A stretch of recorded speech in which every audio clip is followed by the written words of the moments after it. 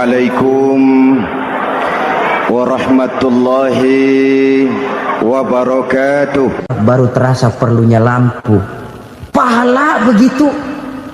Sekarang orang yang nggak ada pahalanya nggak kelihatan dalam kehidupan. Tapi pada satu saat senja kehidupan akan datang. Ajal merenggut nyawa, malam merayap, dan hidup mulai diliputi kegelapan di alam barzah. Dikala itu kalau nggak punya lampu, alangkah malangnya kita. Sebab amal yang baik, kata Nabi, di alam barzah itu akan diciptakan menjadi perempuan yang cantik menemani kita. Amal yang jahat akan menjadi orang yang paling jelek nemenin kita. Udah di tempat gelap yang nemenin jelek.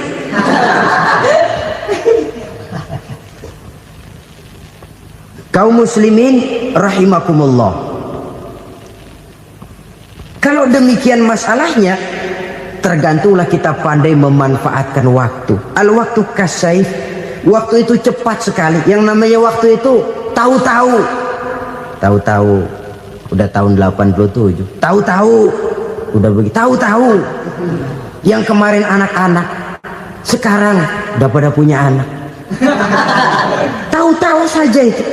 Begitu cepat waktu berlalu. Kalau tidaklah pandai kita memanfaatkannya, akan rugi kita. Nabi bersabda, "Man kana yaumuhu khairun min amsihi fahuwa rabih." Barang siapa yang hari ini lebih baik daripada hari kemarin, itu orang untung. Hari ini lebih baik daripada kemarin. Bulan ini lebih baik dari bulan kemarin. Tahun ini lebih baik dari tahun kemarin. Itu orang yang beruntung. Tahun kemarin sembayangnya maghrib doang, sekarang udah tambah isya. Tahun kemarin cuman Idul Fitri aja ngancem bener, sekarang udah tambah Jumat, lalu tambah lagi maghrib, tambah lagi isya, dan selanjutnya. Hari ini lebih baik daripada kemarin, itu orang yang beruntung. Wa man kana yaumuhu mislu amsihi fahuwa khasir. Lalu barang siapa yang hari ini sama saja dengan hari kemarin, itu orang rugi. Hari ini sama dengan kemarin, rugi itu. Bulan ini begitu, bulan kemarin begitu. Tahun ini begitu, tahun lalu juga begitu. Rugi itu orang. Rugi apa? Rugi umur. Umur tambah, amalan gak pernah tambah. Dan saya pikir lebih merupakan azab ketimbang nikmat kalau orang dikasih panjang umur cuma untuk numpuk dosa.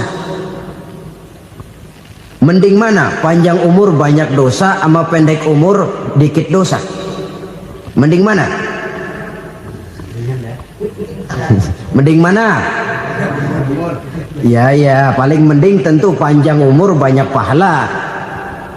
Tapi kalau tidak, sekali lagi, lebih merupakan azab ketimbang nikmat kalau orang diberikan panjang umur tapi cuma untuk sekedar menumpuk dosa. Kehilangan kesadaran bahwa dunia bukan terminal akhir dari satu perjalanan. Dia cuma halte di mana kita berhenti sebentar untuk menuju kepada terminal yang hakiki. Saudara-saudara kaum muslimin rahimakumullah. Inilah lampu yang akan menerangi kehidupan. Amal yang kita lakukan di dalam kehidupan. Jadi yang dimaksud dengan lampu yang terang, kebajikan yang kita kerjakan dalam hidup. Nah, setiap orang di awal tadi saya bilang ingin bahagia. Bahagia itu kan hakikatnya kumpulan senang dan selamat. Senang, selamat. Apa bedanya? Senang tapi tidak selamat, nggak bahagia. Selamat tapi nggak senang, nggak bahagia orang. Contoh, kalau orang korupsi, duitnya banyak, senang dia, tapi keselamatannya. Ada tentara baris di samping rumahnya udah bingung, padahal tentara latihan. Tentara cuma latihan, dia bingung. Senang, tapi karena keselamatannya tidak terjamin, dia tidak bahagia. Sebaliknya pegawai negeri jujur benar, cuma segaji-gajinya. Selamat, nggak korupsi, tapi melarat, ya nggak bahagia juga, kurang senang. Kesenangan dan keselamatan untuk dunia saja, ya sekali lagi. Kalau cuma sekedar untuk dunia saja, bisa dibeli pakai uang. Bisa dibeli pakai uang. Saudara ingin selamat, bisa dibeli pakai uang. Saudara ingin senang, bisa dibeli dengan uang. Tapi setelah mati masuk ke alam barzah, habis kekuasaan uang. Nggak bisa lagi beli keselamatan pakai uang, tidak mungkin lagi membeli kesenangan dengan uang. Di situ pahala yang megang peranan. Makin banyak pahala, makin banyak saham untuk membeli kesenangan dan keselamatan, untuk memperoleh yang namanya bahagia. Dan jangan lupa loh, di alam barzah kita nggak sebentar, menunggu datangnya kiamat. Loh iya, kalau kita begitu dikuburin terus kiamat datang, untung. Tapi kalau masih harus 1000, 2000, puluhan ribu tahun yang akan datang, dalam satu penantian yang begitu lama, tanpa saham untuk memperoleh kebahagiaan, satu kemalangan yang tidak ada pernah putus-putusnya. Janganlah tergelincir oleh kebahagiaan sebentar yang menipu dengan mengorbankan kebahagiaan hakiki yang berjangka panjang. Apa artinya senyum sejenak kalau harus ditebus dengan tangis seumur hidup? Biarlah kita minum jamu, pahit memang, getir memang, tapi kan besok badan sehat. Daripada sekarang minum sirup, manis memang, enak memang, tapi bibir pada jontor besoknya. Sirawan, batuk, nggak karu-karuan. Banyak orang tertipu oleh kesenangan yang sebentar. Padahal laisa kullu ma yalma'u zahaban. Belum tentu semua yang berkilat itu emas. Belum tentu semua yang gemerlap itu intan. Karena itu, marilah manfaatkan kesempatan yang diberikan Allah ini untuk mengumpulkan kebajikan yang sebanyak-banyaknya. Yang terakhir sekarang, yang keempat, tanda orang bahagia kata Nabi. Zaujatun salihah. Orang bahagia itu tanda yang keempat kata Nabi, punya istri biar cakep asal taat. Sudah surga itu sudah. Cakep taat. Istri kayak gitu, kalau belum mati jangan dikuburin dulu. Sudah cakep taat lagi. Tapi kadang-kadang enggak, udah jelek ngadat melulu. Apa yang mau dipilih? Sebab itu Quran mengatakan istri pakaian untuk suami, suami pakaian untuk istri. Kenapa suami istri diibaratkan pakaian? Alangkah tingginya gaya bahasa Quran ini. Suami istri teman hidup, hidup perjalanan panjang. Sejak kita dalam rahim sudah ada hidup kan di sini. Sampai ke alam dunia, masuk ke alam barzah, kumpul di padang mahsyar, sampai menuju akhirat, itu perjalanan hidup. Carilah istri atau suami teman hidup yang membawa manfaat tidak hanya kehidupan di dunia ini, sampai di alam barzah, sampai di padang mahsyar. Suaminya mungkin meninggal lebih dulu, atau istrinya mungkin meninggal lebih dulu, tapi suami atau istri yang masih hidup berbuat kebajikan. Suami saya meninggal, ada hartanya, saya sedekahkan, niat pahala untuk almarhum suami saya. Ini teman hidup, tidak dibatasi dan tidak bisa dipisahkan oleh maut sekalipun. Zohirnya mungkin pisah, badannya mungkin pisah, tapi hatinya, jiwanya, kebersamaannya dalam menghadapi kehidupan. Karena itu saudara-saudara, bahasa Quran indah. Suami istri diibaratkan seperti pakaian. Apa fungsi pakaian? Pertama, pakaian jadi kebanggaan. Artinya suami harus menjadi kebanggaan istri, istri harus jadi kebanggaan suami. Yang kedua, pakaian itu kan fungsinya menutup aurat. Artinya sesama suami istri harus saling menjaga kekurangan masing-masing. Jangan malah sesama suami istri saling membongkar rahasia dan aibnya sendiri-sendiri. Istrinya diceritain jeleknya di mana-mana, atau suaminya dibongkar rahasianya di pasar umum. Itu sudah tidak lagi berfungsi sebagai pakaian. Kenapa semua ini diperlukan? Karena kita menyadari bangsa yang baik terdiri dari masyarakat yang baik. Masyarakat yang baik merupakan susunan dari warga yang baik. Warga yang baik adalah terdiri dari rumah tangga yang baik. Dan rumah tangga yang baik merupakan susunan dari pribadi yang baik. Dari situ langkah dimulai. Membangun satu bangsa yang baik diawali dengan membangun rumah tangga yang baik, dengan menciptakan pribadi-pribadi yang baik. Sehingga dari sini diharapkan berkembanglah nilai-nilai kebaikan. Orang akan bahagia mempunyai istri yang soleh. Kenapa? Tidak ada seorang suami bisa sukses jadi apapun dia, apapun profesinya. Dokterkah, kiaikah, mubalikah, petanikah, pengusahakah, pejabat tinggikah, tidak ada seorang suami yang bisa sukses tanpa peran serta istrinya. Walaupun memang peranan itu tidak begitu kelihatan, tapi sangat menentukan. Karena itu, saudara hadirin yang saya hormati, Islam sangat menghargai kaum wanita, memberikan kedudukan yang tinggi sepanjang tidak mematikan kodrat kewanitaannya. Nah, kalau sudah kesuksesan ini diawali dari rumah tangga, karier di masyarakat mudah untuk dikejar. Tapi keberantakan di rumah tangga merupakan kegagalan pertama di tempat lain.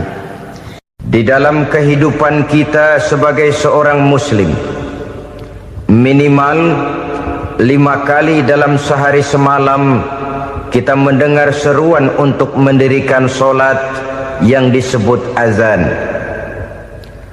Ada kalimat menarik di dalam kalimat azan itu, yakni seruan hayya 'alal falah, marilah menuju kepada keberuntungan, marilah meraih kemenangan.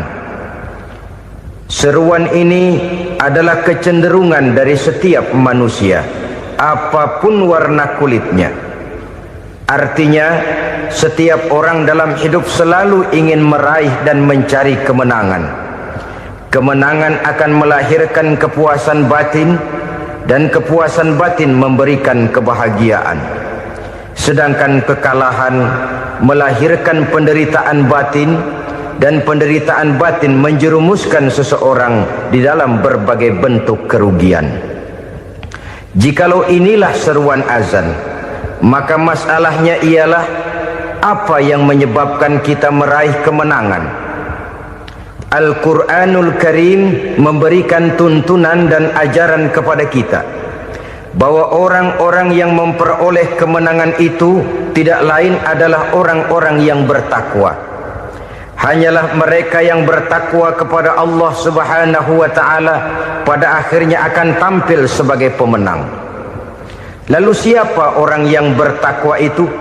Dijelaskan dalam awal-awal Al-Baqarah, orang yang bertakwa yang akan meraih kemenangan. Pertama, allazina yu'minuna bil ghaib, yaitu orang-orang yang beriman kepada yang gaib, percaya bahwa ada alam yang gaib, alam yang abstrak, alam yang tidak bisa dijangkau oleh salah satu daripada panca indera kita. Mereka percaya dan beriman kepada adanya malaikat, beriman kepada adanya iblis dan jin, beriman kepada adanya alam kubur, beriman kepada adanya alam mahsyar, beriman kepada adanya alam akhirat, beriman kepada adanya sorga dan neraka. Beriman bukan cuma sekedar beriman dalam ucapan bibir saja, tetapi beriman yang nilai iman itu mampu mewarnai gerak dan gaya hidupnya. Iman yang meresap sampai ke tulang sumsum, kemudian memberikan dampak positif di dalam kehidupan manusia. Alam, kita tahu, adalah sesuatu yang selain Allah, dan Allah bukanlah alam.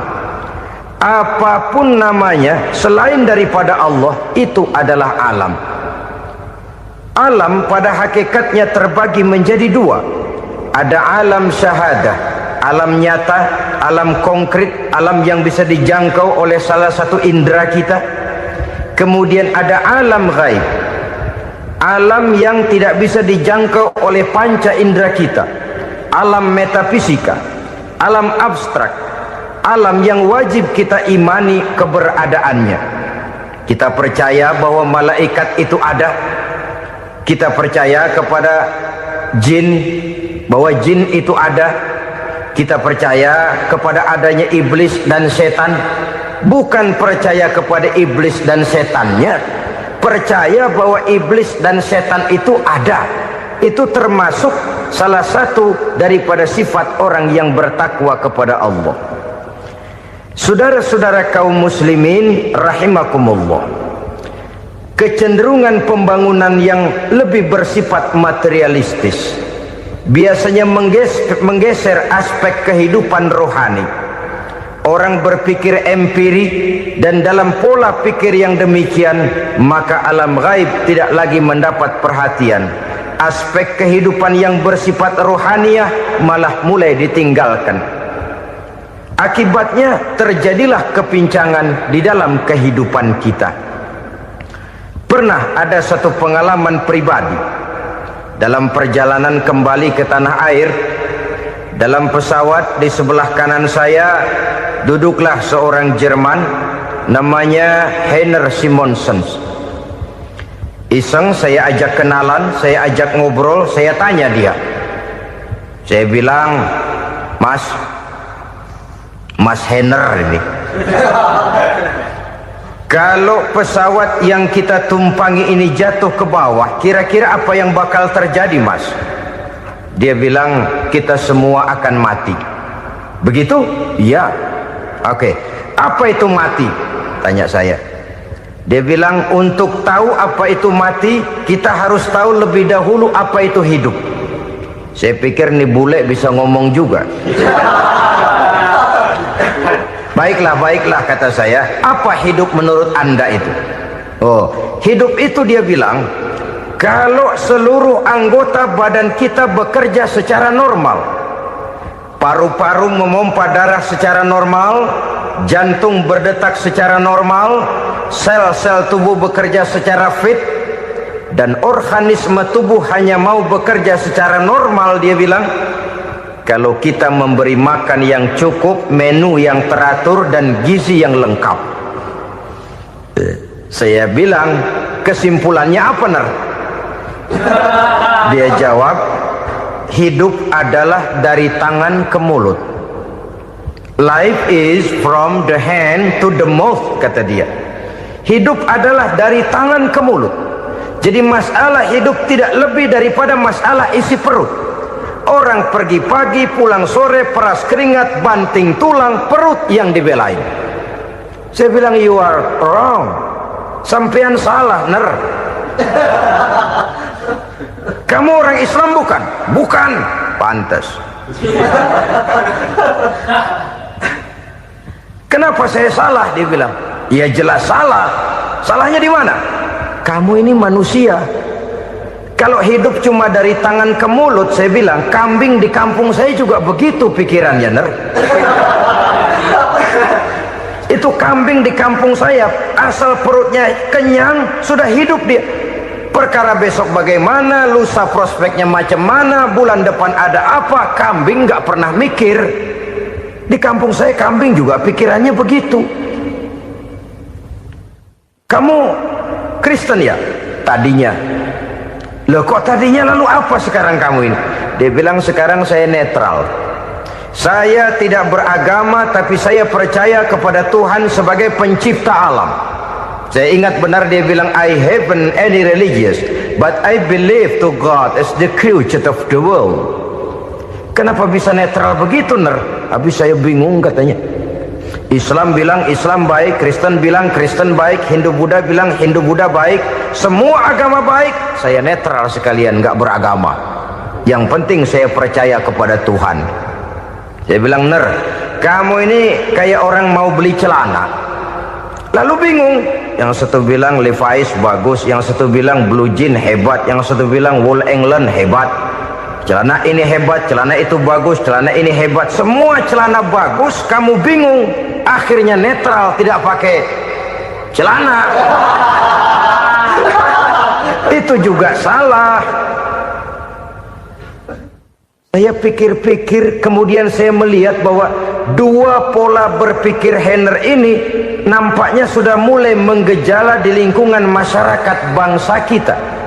Disadari atau tidak, Secara jujur kita harus berkata, dua pola pemikiran Henner ini mulai berkembang di tengah masyarakat bangsa kita. Pertama, pola pikir materialisme. Hidup adalah dari tangan ke mulut. Masalah hidup tidak lebih masalah isi perut. Itu yang perlu dibela, dan disitulah arti kehidupan. Pergi pagi, pulang sore, peras keringat, banting tulang untuk mempertahankan perut. Kalau sudah kemari cara orang berpikir, maka buat apa percaya kepada yang gaib? Untuk apa sholat? Untuk apa puasa? Untuk apa zakat? Untuk apa menghadiri majelis taklim? Tanpa kepercayaan kepada yang gaib, hidup berjalan menurut alur empiris dan materialis.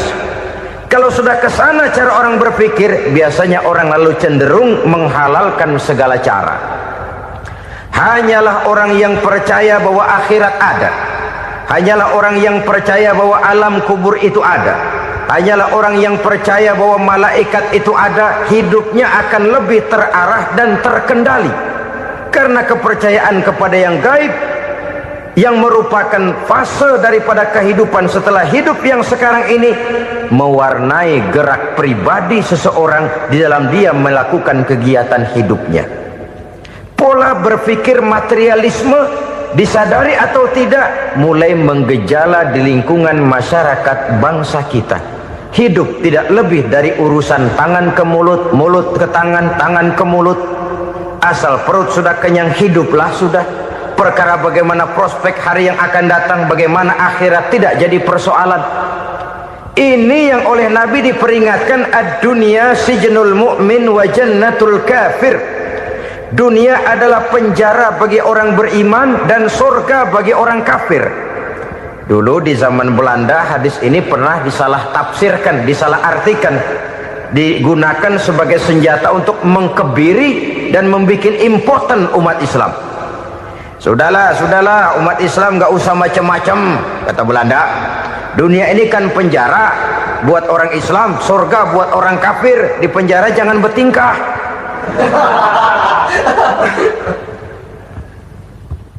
Pengertiannya tidak begitu. Dunia adalah penjara bagi orang mukmin. Artinya dalam kehidupan dunia seorang mukmin tidak bebas memperturutkan hawa nafsunya. Di penjara hawa nafsunya itu. Sebaliknya surga bagi orang-orang kafir. Buat orang kafir, surgalah dunia ini. Mereka bebas memperturutkan hawa nafsunya, dilarang tidak terlarang, dicegah pun tidak tercegah. Mereka hidup menurut alur bisikan nafsu mereka sendiri.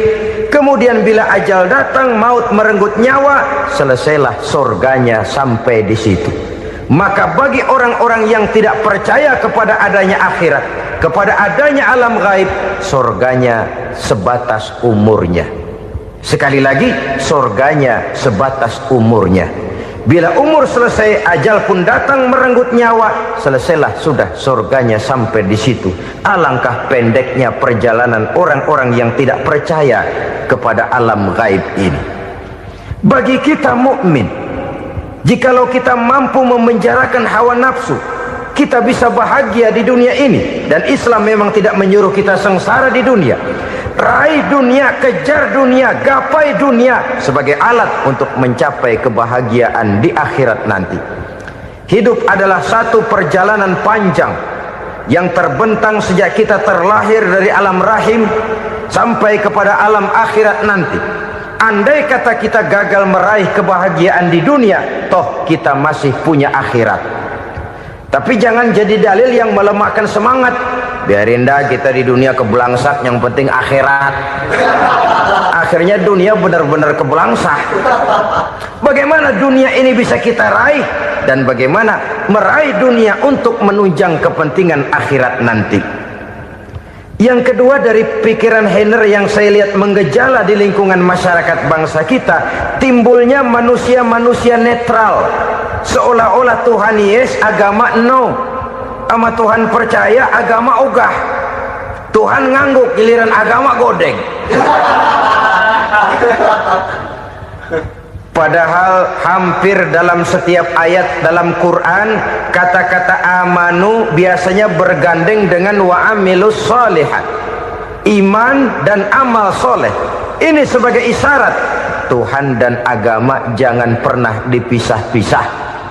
Apabila kita bertuhan, maka kita harus beragama. Apabila kita beragama, maka agama itu harus bersumberkan dari Tuhan yang kita imani itu. Tidak mungkin kita pisah, Tuhan yes, agama no. Sama Tuhan percaya tapi agama bikin sendiri. Sembayangnya cukup bengong 2 jam madep ngulon.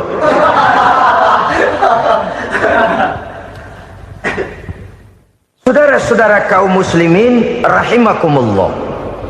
Jadi dengan demikian, agama yang kita akui merupakan unsur mutlak di dalam pembangunan sekarang ini, merupakan bagian dari kehidupan yang menuntun kita bahwa di balik alam nyata ini, di balik alam syahadah ini ada alam gaib.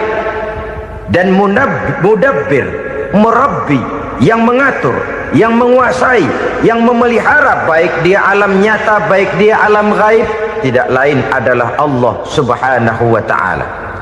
Di sana ada satu super power, satu maha kekuatan yang kita perlu bersandar kepadanya.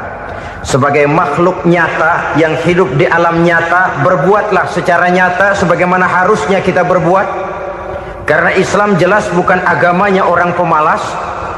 Islam jelas bukan agamanya orang yang mengajarkan setelah selesai sholat boleh duduk, nggelenggem ayam-ayam, ndelohom, menghitung bintang di langit sambil menunggu keajaiban. Tidak.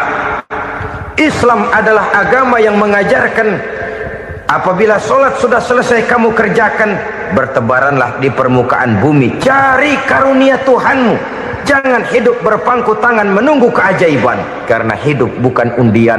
Jangan berharap untung besar tanpa mau peras keringat. Tapi di sebalik itu toh kita juga harus yakin bahwa di sisi usaha nyata yang kita lakukan ada satu super power, satu maha kekuatan gaib yang menentukan berhasil dan tidaknya usaha kita. Kepercayaan kepada hal semacam inilah yang mendorong kita untuk mempunyai sandaran vertikal, agar jikalau usaha ini berhasil, kita tidak lupa diri dan lupa daratan. Jikalau usaha ini gagal, kita tidak putus asa dan buruk sangka, tidak cupik pandangan dan sempit hati, tapi mampu melihat persoalan dengan kacamata putih sambil husnuzon kepada Allah Subhanahu wa ta'ala. Kita percaya malaikat itu ada yang namanya raqib dan atid, mengawasi gerak hidup kita sampai kepada gerak hati kita. Ini memberikan sugesti agar kita berhati-hati, tidak sejengkal tanah pun kita bisa berlindung dari pengawasan raqib dan atid. Ada munkar nakir yang akan menyoal kita di alam kubur. Ada malaikat Malik, penjaga neraka. Ada malaikat Ridwan yang menjaga surga. Kita percaya kepada adanya jin, kita percaya kepada adanya setan, iblis. Percaya kepada adanya, bukan mempercayai si setan, si iblis lalu menjadikannya sebagai teman. Tidak. Percaya bahwa mereka itu ada dan merupakan makhluk Allah yang gaib yang diciptakan Allah Azza wa Jalla. Kepercayaan kepada alam gaib memberikan motivasi terhadap gerak lahir manusia, sehingga dengan motivasi kepercayaan kepada yang gaib, gerak lahir jadi lebih terarah, jadi lebih terpelihara. Pernah seseorang bertanya, "Pak, apakah adanya akhirat bisa dibuktikan secara ilmiah?" Saya bilang tidak bisa, tidak bisa. Kenapa? Karena yang berangkat nggak pernah pulang kemari lagi. Kalau dia pulang kemari bisa kita tanya bagaimana enak di sono. Cuma secara moral saya katakan, lebih beruntung orang yang percaya kepada akhirat daripada yang tidak. Sekarang saudara percaya akhirat ada, lalu saudara baik-baik di dunia, sholat, puasa, zakat, menolong orang lain, menebarkan kebajikan. Saudara mati. Andai kata akhirat tidak ada, toh dalam hidup saudara sudah berbuat baik. Paling tidak nama saudara akan dikenang sebagai orang baik. Sebaliknya, saudara percaya, kata saya, bahwa akhirat tidak ada, lalu hidup semau-maunya, tenggelam dalam maksiat dan munkarat, menentang Allah, tidak mau ruku dan sujud, lalu saudara mati, kemudian akhirat ada, ayo mau apa? Bekal tidak punya. Jadi secara moral lebih beruntung orang yang percaya kepada adanya akhirat daripada yang tidak percaya. Dan itu alam gaib yang tidak bisa dibuktikan secara eksat. Jangankan untuk membuktikan seperti itu, dalam kehidupan sehari-hari saja yang kita rasakan tidak selalu berbentuk toh. Angin, bagaimana sih bentuknya angin? Kita tidak tahu. Merah, buktinya kalau dikerok merah. Yang merah itu kulit, yang kulit kita bukan anginnya. Sakit, rasa sakit itu ada, tapi bagaimana bentuk sakit kita nggak pernah tahu. Kalau kita makan cabai pedas, bagaimana bentuk pedas itu tidak ada, tapi rasa ada. Bentuk pedas hijau, cabenya bukan pedasnya. Tidak semua yang kita rasakan bisa kita gambarkan dalam bentuk yang konkret. Oleh karena itu, sekali lagi bahwa kepercayaan kepada alam yang gaib mampu memberikan satu sugesti yang menata kehidupan seseorang lebih lurus, lebih terarah, dan lebih terkendali. Maka wajar kalau kepercayaan kepada yang gaib mengantarkan seseorang untuk meraih kemenangan. Kenapa?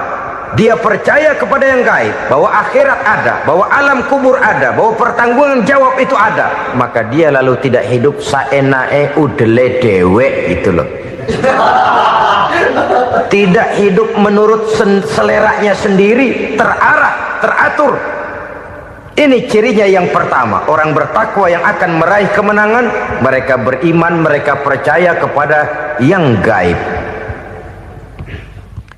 Bahkan hal-hal konkret saja selalu berangkat dari yang gaib.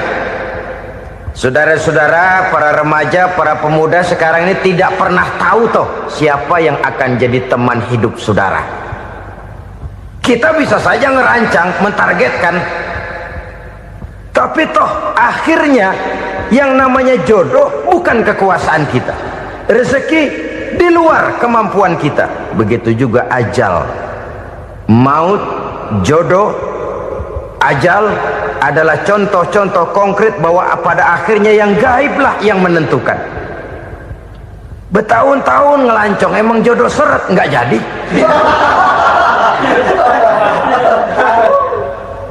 Begitu kenal baru setengah malam nginep ditangkap hansip kan.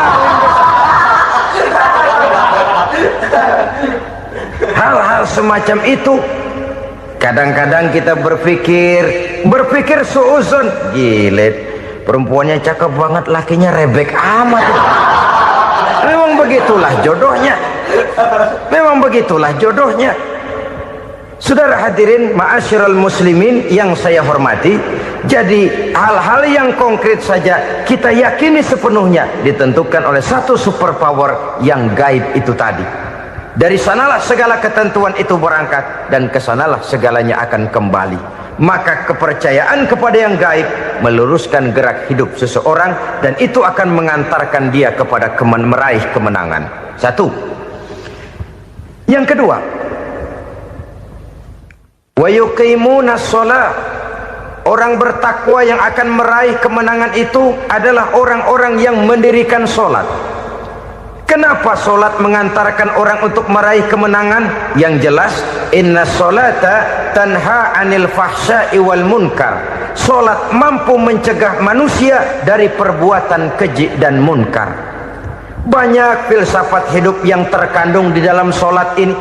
Sejak kita wudhu sampai kita menghadap ke arah kiblat, sampai kita melakukan gerak-gerak sholat, bacaan-bacaan yang ada di dalam sholat, lalu sampai kepada mengucapkan salam.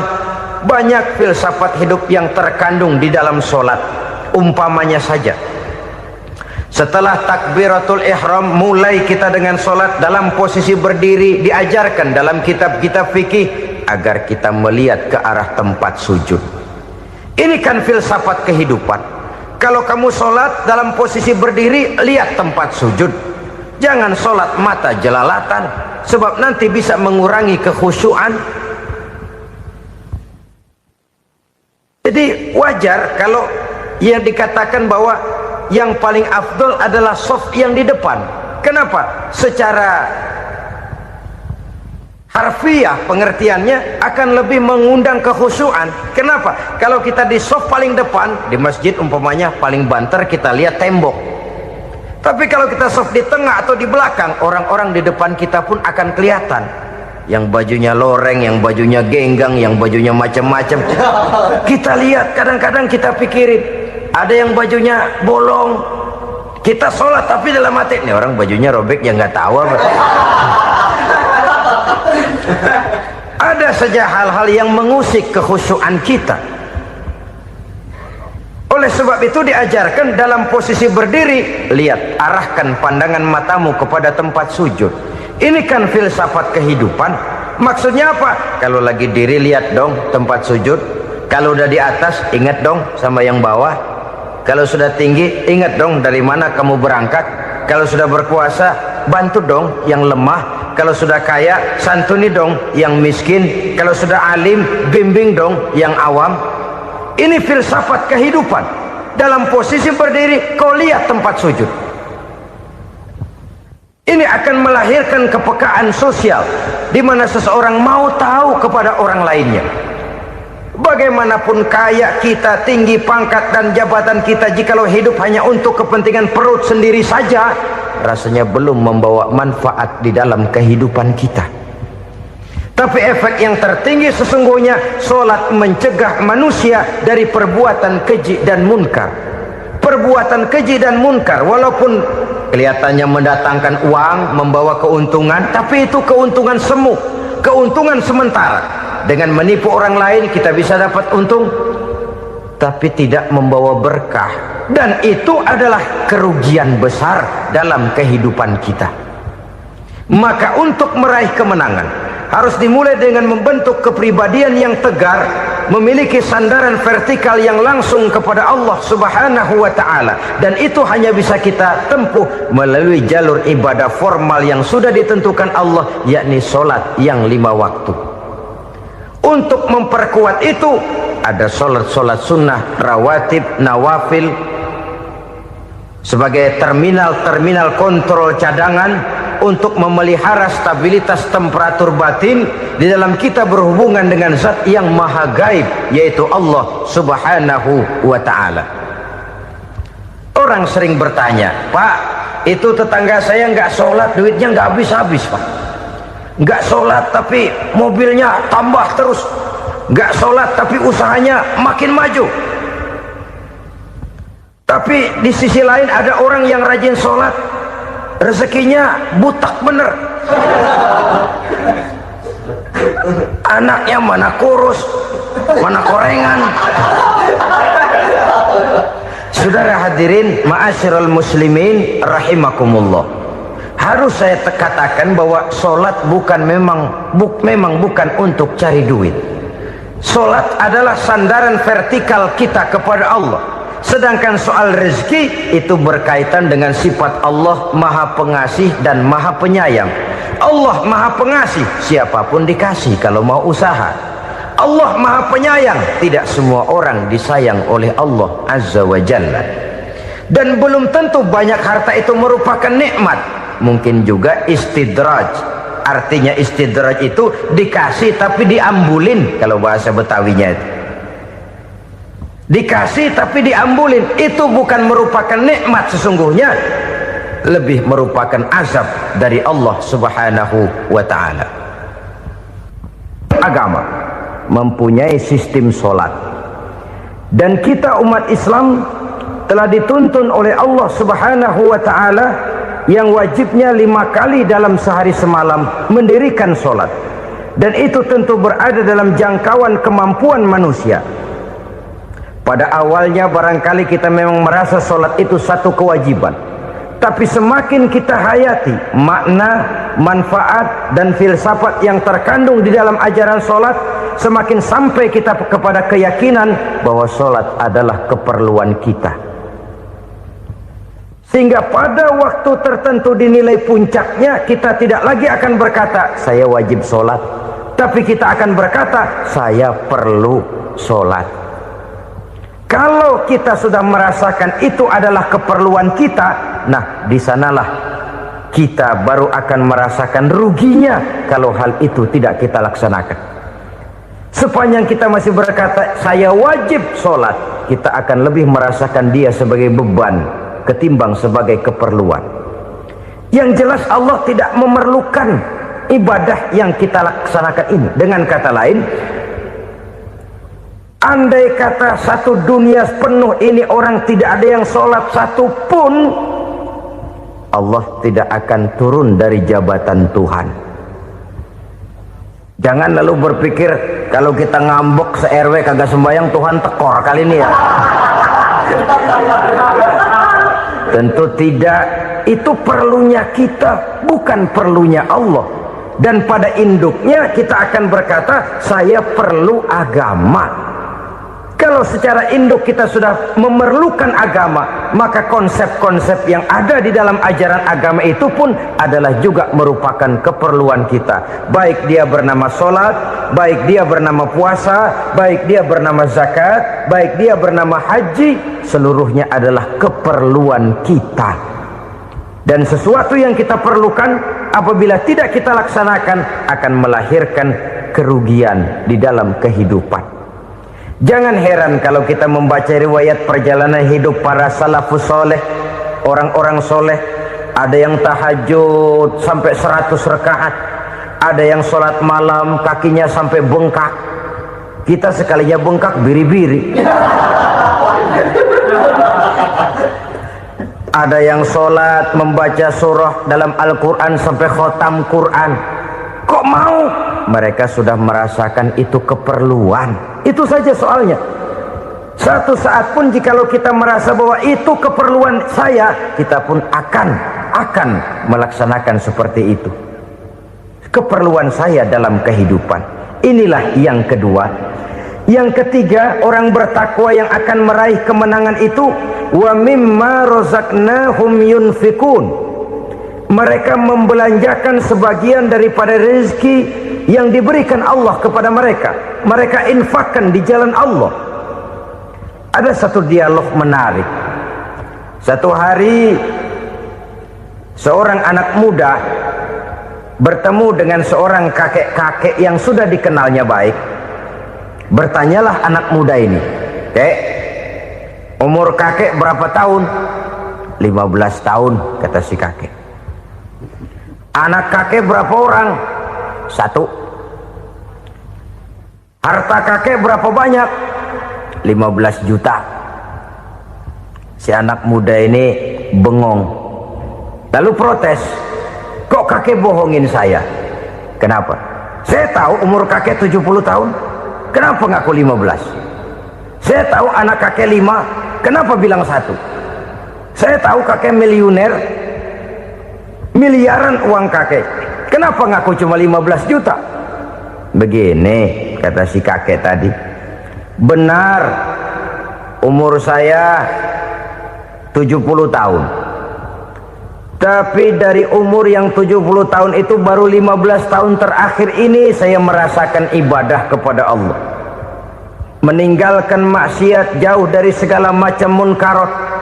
Maka yang 15 tahun inilah yang benar-benar saya rasakan sebagai umur saya. Benar anak saya 5, tapi yang 4 susah diatur. Cuman 1 rasanya nih yang bakal jadi si buah hati belahan jantung berlanjut cerita penerus sejarah. Cuma 1 ini yang saya harapkan, yang akan jadi anak soleh, yang akan membuat saya menerima pensiunan pahala. Kalau yang 4 apek dah, nggak ada harapan. Yang 1 nyekek botol melulu. Oh begitu, iya. Lalu kenapa kakek bilang harta kakek cuma 15 juta padahal saya tahu kakek uangnya miliaran, depositonya banyak? Ya karena 15 juta itulah yang saya ingat yang pernah saya belanjakan di jalan Allah.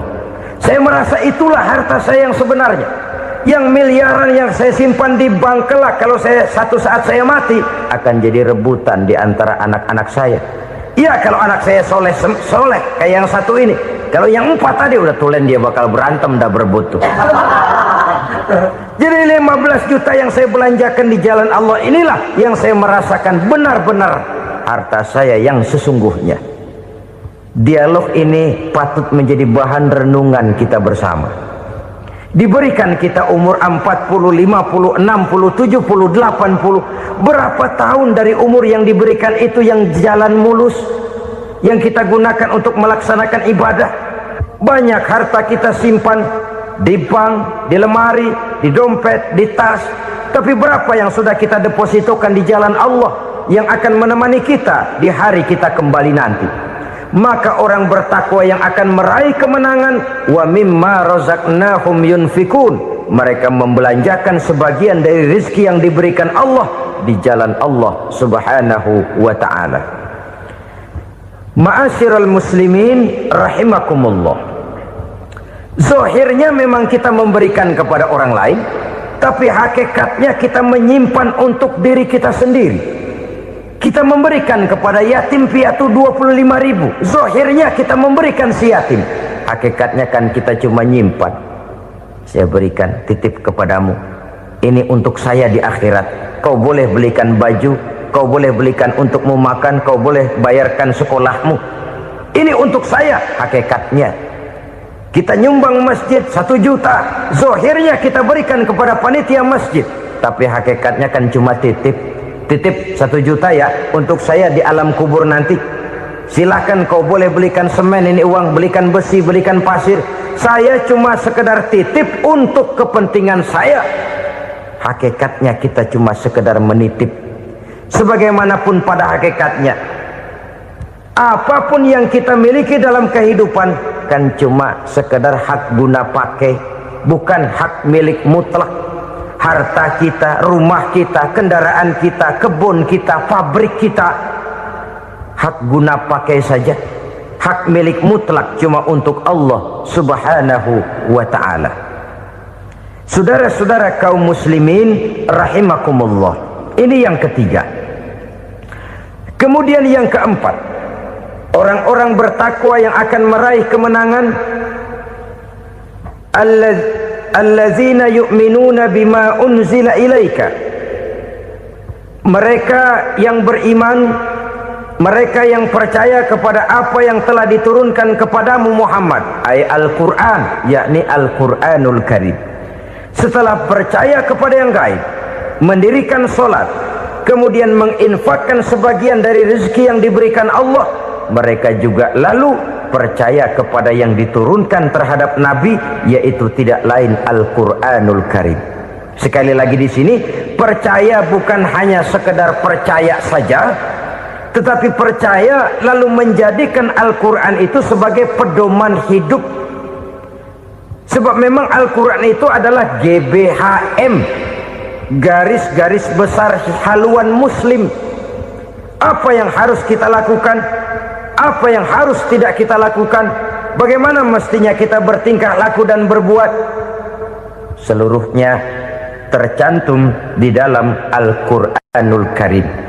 Itu sebabnya ketika satu hari Aisyah ditanya bagaimana akhlak Rasul, beliau menjawab, kana Rasulullah sallallahu alaihi wasallam khuluquhul Quran.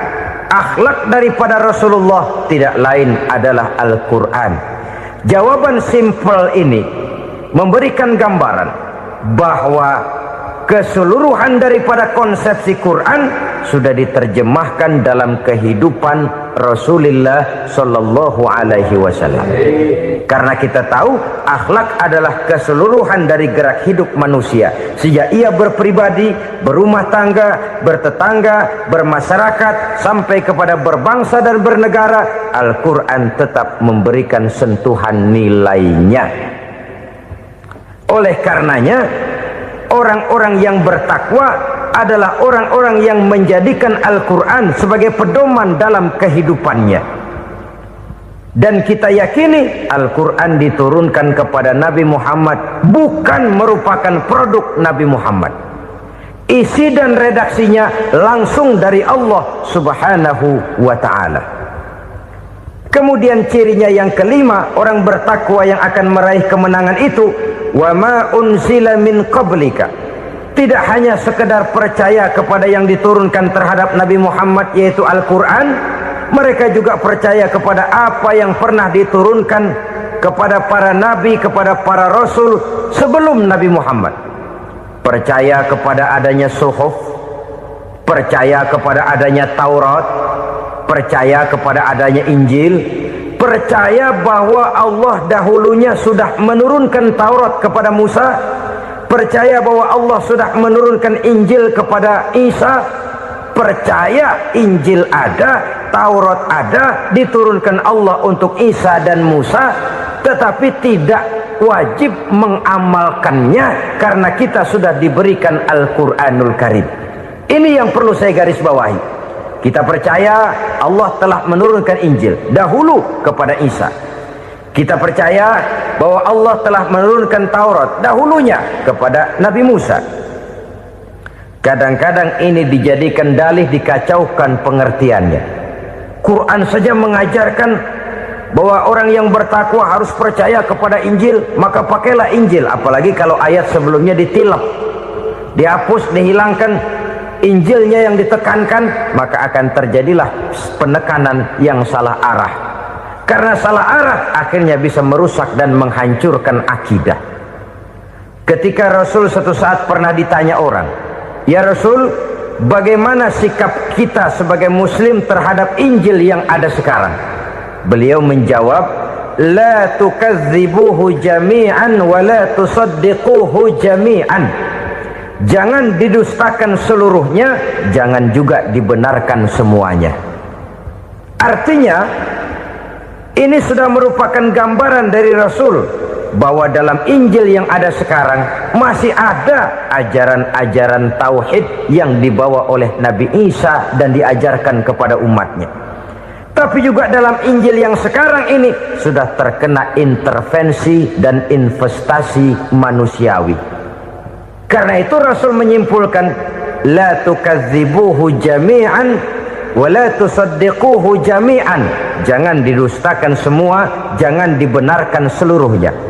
Kita memang percaya Allah telah menurunkan Injil kepada Nabi Isa dulu, tapi kita tidak wajib mengamalkan Injil. Kita percaya Allah telah menurunkan Taurat kepada Nabi Musa, tapi kita tidak wajib mengamalkan kitab ajaran Taurat. Yang wajib kita percayai dan kita amalkan hanyalah Al-Quranul Karim. Kenapa? Oleh karena baik yang ada di dalam Taurat, baik yang ada di dalam Injil, tentu tercakup di dalam Al-Quran sebagai kitab terakhir yang diturunkan oleh Allah Subhanahu wa ta'ala. Dan itu wajar. Kalau seorang pejabat mau mengeluarkan satu keputusan baru, tentu dia harus meninjau keputusan-keputusan lama. Andai kata dianggap tidak berlaku, dianggap tidak relevan lagi, maka keputusan-keputusan lama itu tentu sudah dianggap tidak berlaku. Sebagian daripada aturan-aturan dalam keputusan lama yang masih dianggap relevan tercantum dalam keputusan baru yang wajib diamalkan. Begitulah hubungannya antara Al-Quran, Taurat, Zabur, dan Injil. 4 kitab samawi yang diturunkan Allah masing-masing kepada Zabur untuk Nabi Daud, Taurat untuk Nabi Musa, dan Injil untuk Nabi Isa alaihi wassalatu wassalam. Ketiga-tiga kitab itu kita percayai adanya. Kita yakini Allah telah menurunkan Zabur, Taurat, dan Injil, tapi kita tidak wajib mengamalkannya.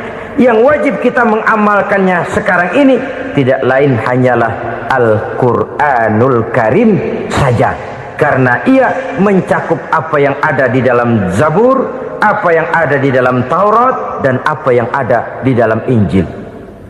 Keotentikannya bisa dipertanggungjawabkan. Ya, tapi kan Nabi Muhammad sudah mati 14 abad yang lalu, dan di zaman beliau Al-Quran kan belum dikodifikasikan. belum ditulis, bagaimana keotentikannya bisa dipertanggungjawabkan? Mudah saja. Allah berjanji, inna nahnu nazzalna dzikra wa inna lahu lahafizun. Kami yang menurunkan Al-Quran dan kami yang akan menjaga dan memeliharanya. Allah turunkan Quran, Allah menjaganya. Bagaimana cara Allah menjaga Al-Quran itu? Banyaknya orang-orang yang hafaz Al-Quran. Hafaz Al-Quran 30 juz, 114 surah, 6.666 ayat. Sehingga jangankan satu kata, jangankan satu ayat, satu kalimat saja berubah, sudah akan timbul reaksi dan mudah dimengerti. Kenapa?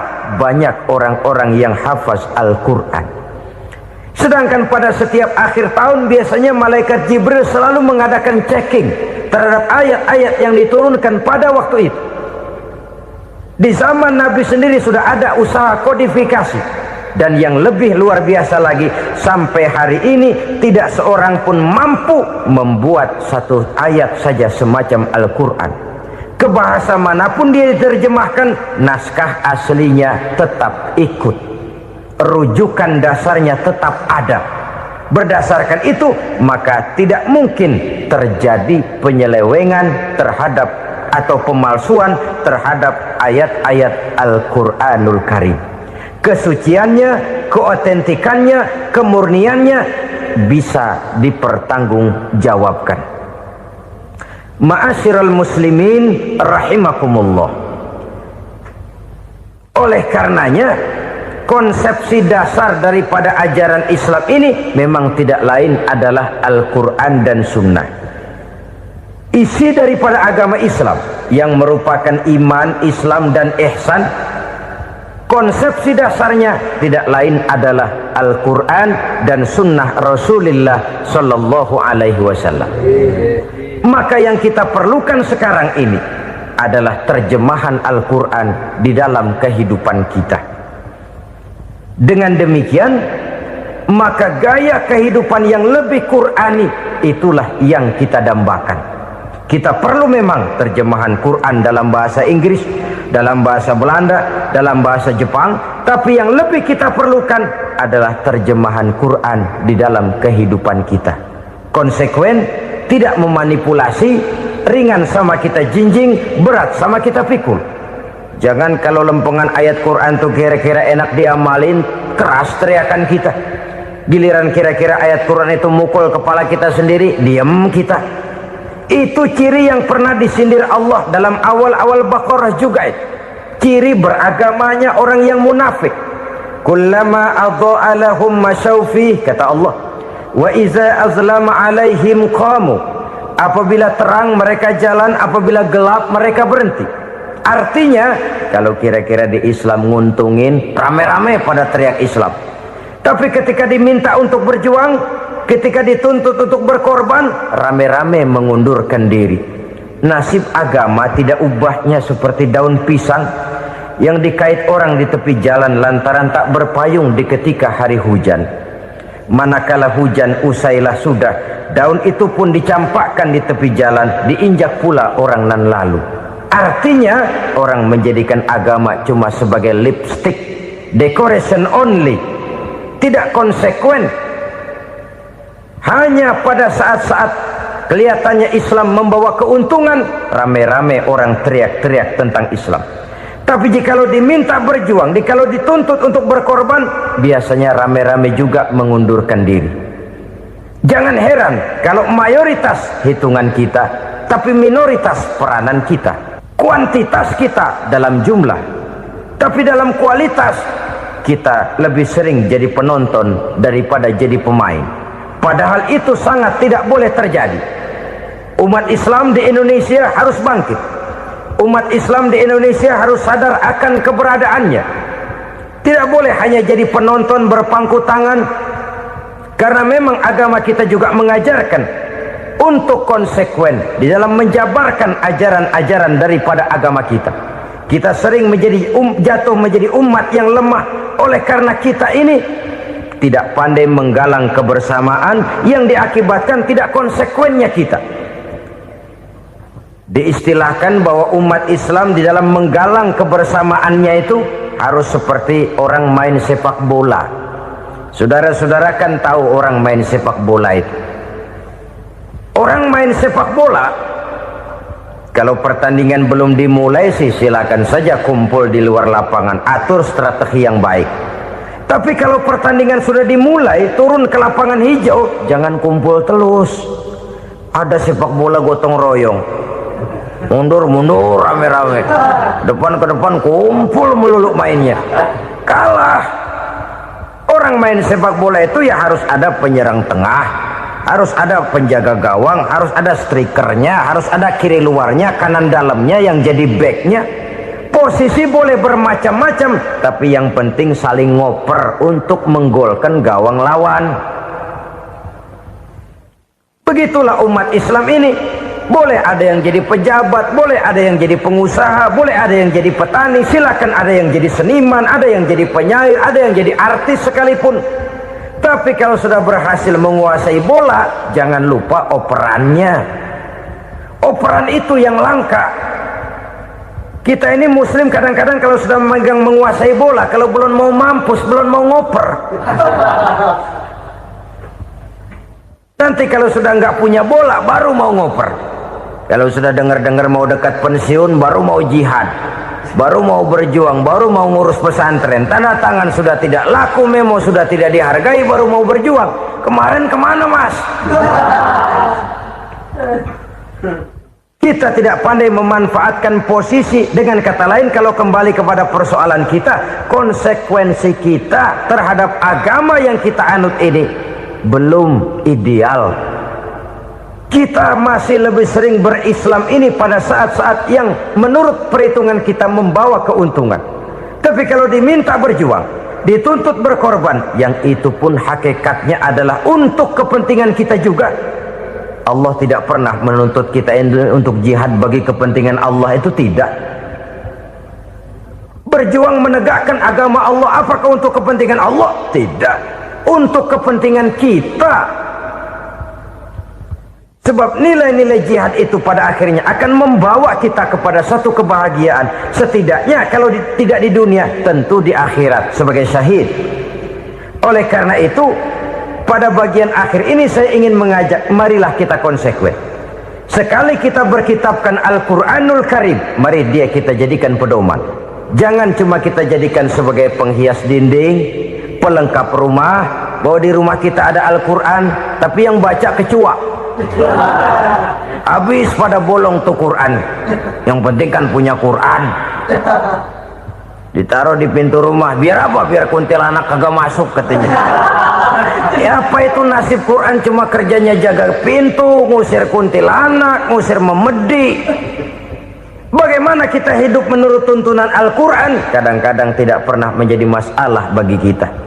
Maka bagaimanakah Al-Quran akan mungkin membawa keberkahan dalam hidup kalau ajarannya kita injak-injak dalam keseharian kita?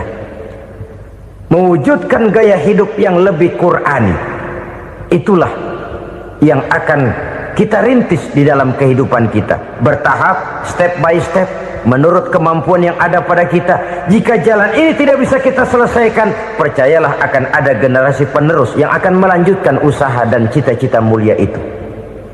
Jadi percaya kepada Taurat, percaya kepada Injil, sekadar percaya Allah dahulunya sudah menurunkan itu, tapi kita tidak wajib mengamalkannya. Kenapa? Generasi Injil masa berlakunya sudah kedaluarsa.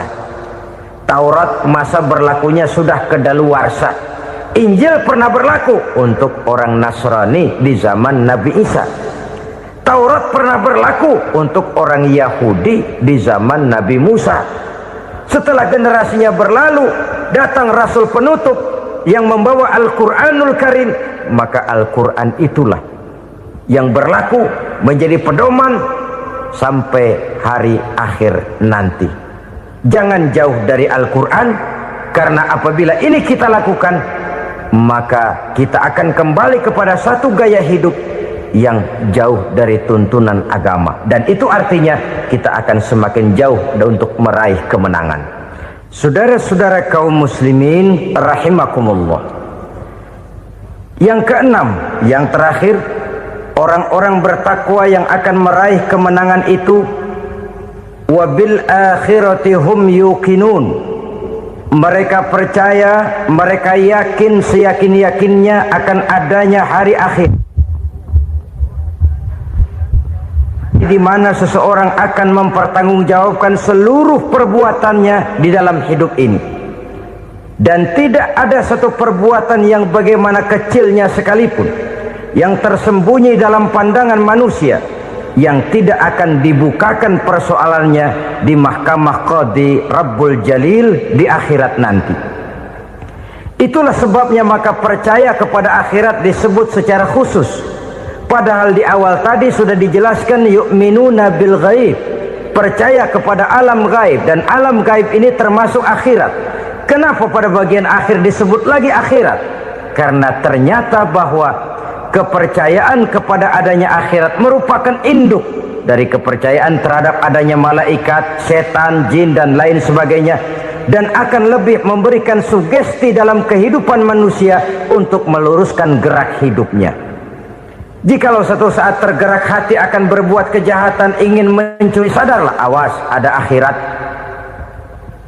Sebab kalau kita cuma teriak awas ada polisi, itu cuma tertunda sementara. Begitu polisi meleng, embat. Kalau kita ingin berbuat jahat cuma berteriak awas ada hansip, cuma sementara ketika hansip itu ada. Tapi kalau ceritanya awas ada akhirat, mau menyeleweng awas ada akhirat, mau berjudi awas ada akhirat, mau mencuri awas ada akhirat. Keyakinan yang akan meluruskan gerak hidup manusia sehingga gerak itu jadi lebih terarah dan terkontrol, tidak merugikan baik diri sendiri, lebih-lebih orang lain.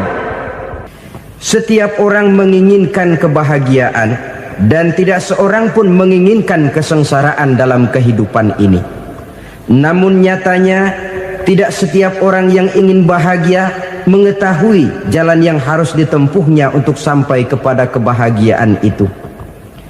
Maka pada kesempatan pertemuan kali ini saya ingin menyampaikan sebuah hadis dari junjungan kita baginda Nabi besar Muhammad sallallahu alaihi wasallam yang termuat dalam kitab Mukhtarul Ahadits An-Nabawiyah, di mana beliau bersabda, arba'un min sa'adatil mar'i, ada 4 perkara yang merupakan tanda dari orang bahagia. Saya mau tanya, di antara saudara-saudara yang hadir di sini, apa ada yang kepengen jadi orang sengsara? Ya. Seluruhnya tentu ingin mendapatkan kebahagiaan. Maka menurut resep dari Nabi kita, tanda orang bahagia itu 4. Jadi kalau saudara ingin bahagia harus mempunyai 4 perkara ini. Yang pertama, orang bahagia itu kata